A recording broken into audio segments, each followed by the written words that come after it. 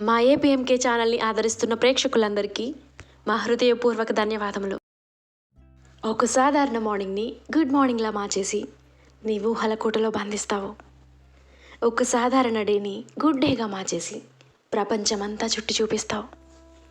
ఒక సాధారణ రాత్రిని గుడ్ నైట్గా మార్చేసి స్వర్గంలో ముంచేస్తావు.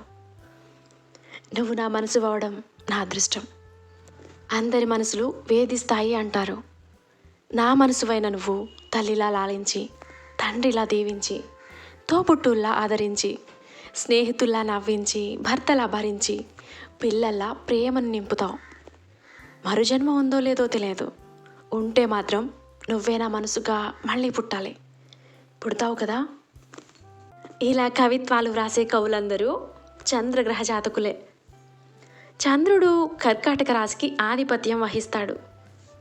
ఈ రాశి చరరాశి. చంద్రుడు భూమికి ఉపగ్రహం.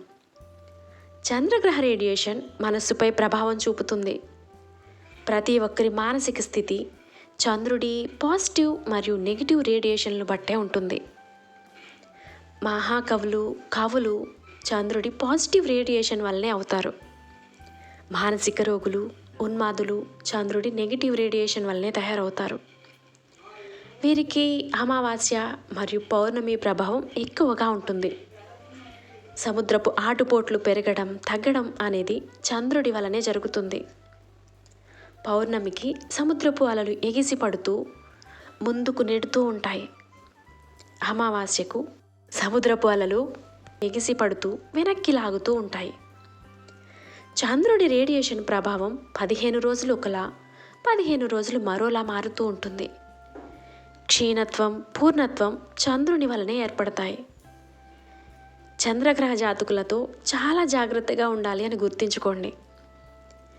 ఊహాశక్తి ఈ జాతకుల సొంతం.